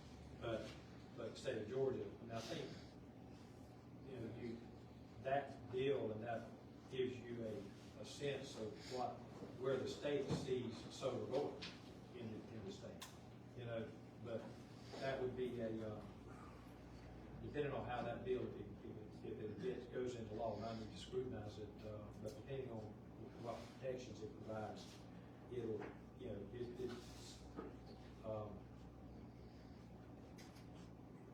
at the end of the day, I would still, you've got to put demands through the insurance carriers and certain protections in our group. We'll do that no matter what. The federal law says you've got to allocate money all along to clean up a site. That's general interest. That's a general power. That's right. Proposition in the law. There's a lot of money, especially on nuclear, and nuclear will last everybody's lifetime and on, but you got to set aside millions and millions of dollars in things to how they're cleaning it up. Does next year become if they sell to Georgia Power, do they become a utility? They are a utility. So they can do don't let it remain, or whatever, like if, No, they what don't say, say, no, they're. so Next Energy, they're not a, They're not a utility company in the sense that Georgia Power is, and they will not have that. but if they sell it to Georgia Power. They are a utility manufacturer. Okay. Okay? They are not a utility company. There's a difference. They are a energy, they manufacture energy. They are not a utility company.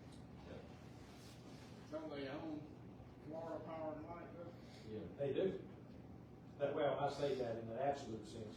They do have either, some manufacturers, yes. Nor- And look, and NextEra, in terms of companies, the point you made there, I mean, they're publicly traded, they are a strong company, they're, credible. Their CEO made $40 million last year. And everything. Plus the folks that sit on the board made $400,000, just so, or 13 of them. But I mean, you know, that's a business, that's what businesses do. Yeah, where's yours? Can we get a salary or anything? So Jenny, can we take for percentage? I understand. So if it's a publicly traded company, from an abatement standpoint, whenever you bring it back down to a local level, I thought abatements was more to benefit potentially more local business that would actually generate 35, 40 jobs to really make it. But why would you give it to a publicly traded company that's on a legal? Amazon gets them all the time. They're publicly traded. I mean, I'm just asking for a small community. But Amazon has thousands and thousands of jobs that even reaches out Right, past and when you do Amazon. thousands and But this thousands of does, jobs. so it doesn't make sense Right, but when you economically. now, one good thing about this industry is that they don't bring burdens to our cost. They don't bring kids to the schools. They don't, except for when they're building the stuff on the roads. So they may not be bringing jobs, but they're not bringing incremental costs to our counties and city services. So in other words, they're not bringing in, quote But they're unquote, bringing in possible incremental undesirables. taxes. Because I've heard that comment made, that Well, we don't want brought in what other businesses could potentially bring in. Well, I think it's more than that though, because anytime you have a household, you also have to have ambulance care, you have to have fire. You do. You have to have all But this. if we're That's trying a to burden on somewhat taxpayers. grow our community, But that's what she's saying, that though, you're when you- dampening it on when the other you side of it. bring in aren't you? revenue that doesn't bring in people, you don't have to have the fire services, the police services, the ambulatory services, the educational services, all these things that are guaranteed by the law. I mean, I get that, but what I'm saying is that's so close to injury. You do need fire services, and from what I understand, we have 9 engines. But not for a household. Only 2 of them work, and 1 has to be. No, that is not correct, and we're getting out of order. Okay. This is still But for they the do board I to know ask it. questions. The When you public said comment publicly traded, it section made is me open. think about abatements and kind of what I would do. It's like Dollar General. When they come in, it's just like Dollar General, they use very little labor from Irvin County, right? Right. These crews follow these solar panel companies around, and they've got their crews. I mean, they come in and they do whatever, the jackhammers, whatever. So there's not gonna be a lot of job creation, permanent job creation. There may be some, but there's not gonna be. But he's right. You don't have the sewer, you don't have to run sewer, you don't have to run electrical, and so forth, so.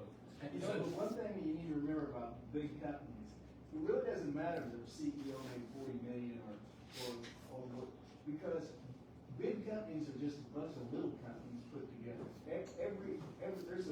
There's a president looking over, I ran big companies, and they all have these revenue centers, and it doesn't matter how much the big picture is, if this project doesn't make money, they're gonna cancel it because it's gotta stand on its own. Everything has to stand on, believe me, somebody's responsible for making sure this makes money and everything within that big company, Granby knows that. So I think we gotta remember that it doesn't really matter about that. It only matters about that in the fact that they got a lot of money behind them. They're gonna clean it up. They're not gonna break federal rules, So that's a good thing. But as far as whether or not we can base our analysis of the abatement on that or the city, that's not gonna be a factor. So would the abatement go to NextEra or go to Amber Meadows? Amber Meadows is just simply a name, a project name for, I mean, no different than Irwin EMC naming something Turner County because it's part of Turner County, not Irwin, because they serve multiple areas. But, I wanna clean up one comment, Ms. Janet. If you read the whole document that was put out, Irwin County had 2 fire engines that worked whenever I took office. That is not the case now. That has been addressed. That's what we found whenever I came into office. But I don't wanna get back into public comment and lose order for the meeting. Any other board member have a question for Mr. Rowland? All right. If no one else has a question, I don't know about Mr. Rowland's time, that's up to him. If he'd like to stick around and answer a few questions, that's his decision. But if that's the case, I'll hear a motion to adjourn. I have a motion, have a second. Any discussion? Hearing none, all those in favor say aye. Aye. Any opposed, like sign. Motion carries.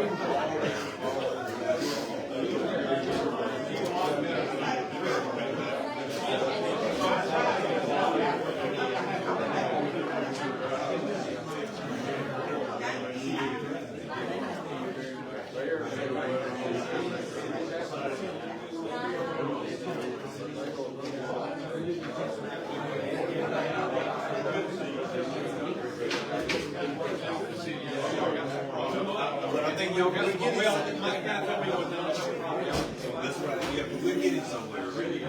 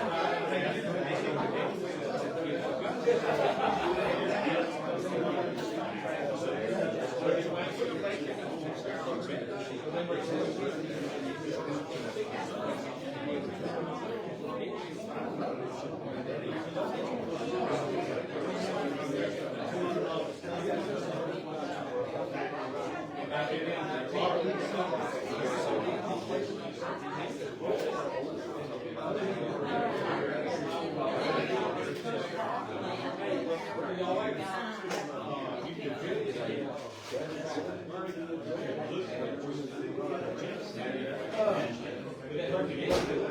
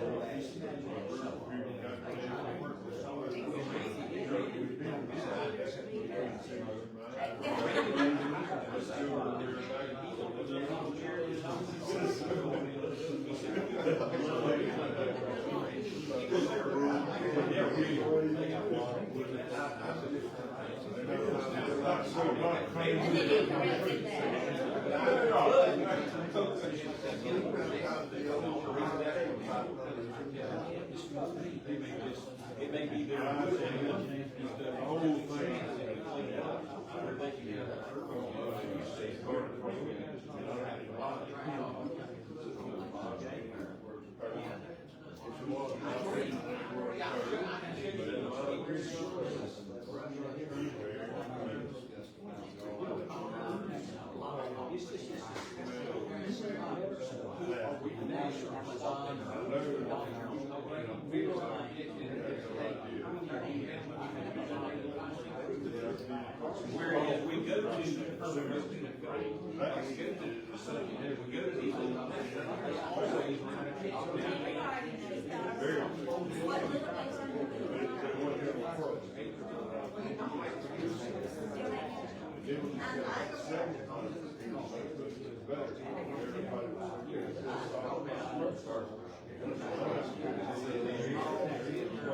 Whereas we go to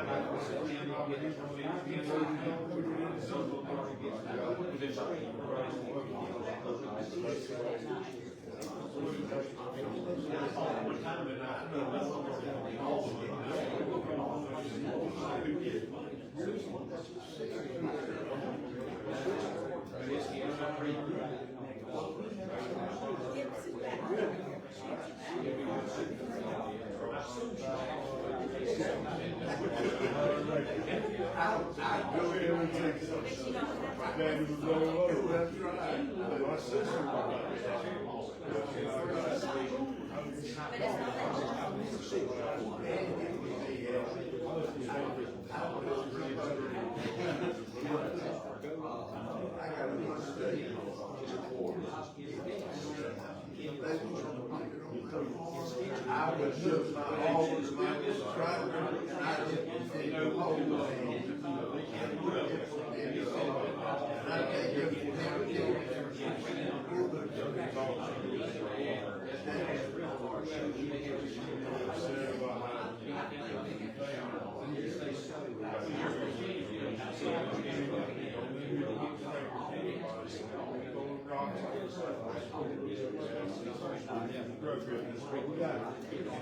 it's going to be this year.